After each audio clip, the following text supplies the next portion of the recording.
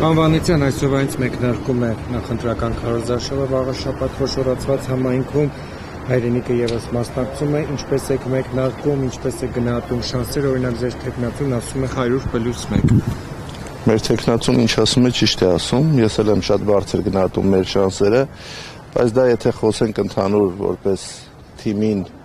քաջալերելու եւ ասելու համար, այո, բոլորս էլ պետք է ասենք, որ հաղթելու ենք, բայց մենք ունենք ավելի կարևոր նպատակ։ Իմ նպատակը վերջին առնվազն 5-6 տարին մեկն է՝ ազատվել այս իշխանություններից, ԿՊ-ին իշխանազրկել, եւ սա այն քայլերից է, որը մենք պետք է անենք վաղ շաբաթում, եւ ես վստահ եմ, որ նոյեմբերի 16-ին մենք փաստելու ենք, որ ԿՊ-ն չկարողացավ վաղ շաբաթում վերցնել իշխանությունը։ Սա ենթադրում է, որ անգամ եթե միանձնահատ չհաջողվի ձևավորել իշխանություն, կհամագործակցի ուժերի։ Միանշանակ ցանկացած ընդդիմադիր ուժի հետ մենք պատրաստ ենք համագործակցել, դա մենք միշտ ենք ասել, բաց ենք համագործակցության համար, բայց մենք ամեն ինչ անելու ենք, որպեսզի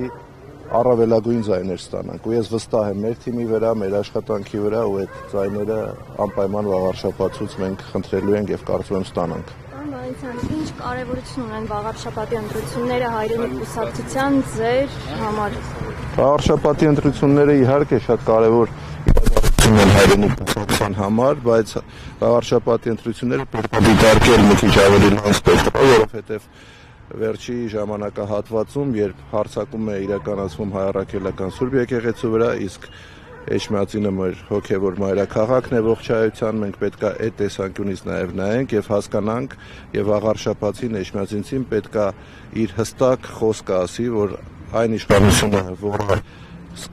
սկսել է գործել ընդդեմ հայ առաքելական Սուրբ եկեղեցու, չի կարող իշխանություն ձևավորել հոգևոր մայրաքաղաքում։ Անվանության արդեն խոսում են, որ վարչական ռեսուրս է կիրառում իշխանությունը, ինչպես է պայքարել դրանով։ Վարչական ռեսուրսի դեմ պայքարելու ենք մեր ժպիտներով, մեր աշխատանքով, մեր խոսքով եւ ինչքան էլ իրանք վարչական ռեսուրս փորձեն կիրառեն, ես վստահ եմ, որ որևէ արդյունքի չեն հասնելու, որովհետեւ քաղաքացիական պայմանագիր կուսակցությունը վաղարշաբաթում ես կասեի ողջ Հայաստանի Հանրապետության տարածքում այլևս այնքան ցածր վարկանիշում եւ բնակչության կողմից աջակցություն, որ անգամ վարչական ռեսուրս կիրառելու դեպքում նրանց չի հաջողելու հաղթանակի հասնել վաղարշաբաթում։ Այստեղ կարող են մի բան անել, կարող են գործի դնել իրավապահ համակարգը, սկսեն ապօրինի ձերբակալություններ, որը տեսնում ենք վերջին շրջանում եւս շատ ակտիվ կիրառվում է, բայց մենք վախենալու բան չունենք, որովհետեւ մենք որևէ բան չենք արել, մենք որևէ խախտումներ չենք արել ու վստահաբար մենք գնում ենք հաղթանակի։ Ինչքան ուզում են վարչական ռեսուրս կիրառել։ Վարդան Ղուկասյանի կալանավորումը ապօրինի եք համարում ընդհանրապես տեղ ունեցող զարգացումներ ինչ է։ Վարդան Ղուկասյանի հետ տեղի ունեցածը sense tenence ունի քաղաքական ենթատեքստ, անգամ եթե հետագայում պարզվի, որ նա կատարել է քրեական հանցագործություն,